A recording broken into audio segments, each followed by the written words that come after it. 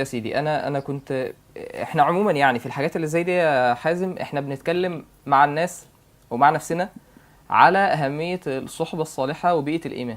فاحنا على طول بنقول ده، يعني بنتكلم يا جماعه ان قد ايه البيئه مهمه، والبيئه اللي انت بتحط نفسك فيها وبتحط قلبك فيها، وقد ايه الصحبه الصالحه حاجه مهمه، وان انت تترك صحبه السوء. انا صراحه يعني حاسس ان انا المره دي عايز اقول للناس حاجه مختلفه شويه. اقول لهم فكره صناعه البيئه.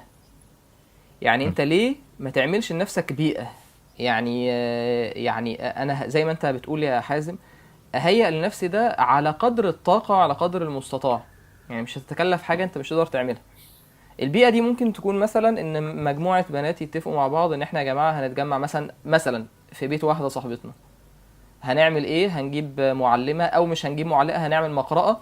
هنتفق على صورة معينة، نتجمع نقرأ التفسير بتاعها ونقعد نتدارس الصورة دي مع بعض. وربنا بيفتح، يعني انت بس ايه، يبقى تثبت ايوه. عمل ثابت في مكان معين، بتعمل فيه مع عمل بيئة. من اعمال الدين مع صحبة كويسة، دي اسمها بيئة. زي دار الارقم كده.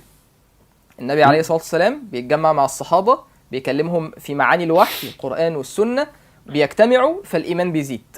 دي البيئة. أنا هقول للناس أهمية البيئة الإيمانية. طيب هيقول لي أنا ما عنديش بيئة. اعمل بيئة. يعني تبقاش عويل. يعني انت يعني الناس اصحاب البيئات، في بيئات للمعصيه كتير جدا، انت مش محتاج تدور. يعني عايز تشرب هتلاقي في بيئات للشرب، عايز تسهر وترقص وتعمل هتلاقي في بيئات لده، عايز تطلع على البحر فين؟ انا ما اعرفش بصراحه، بس تسال عامر بقى.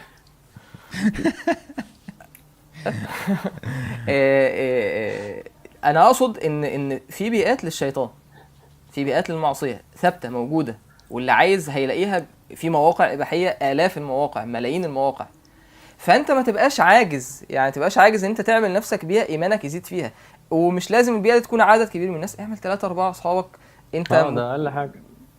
3 4 جمعهم يا جماعه، احنا هنقعد هنتفق على صوره. بس مهم في مم. البيئه ان هي تكون حاجه ثابته، انت مداوم عليها، سواء اسبوعيا، سواء شهريا، سواء كل يوم يوم. ده مهم. فتصل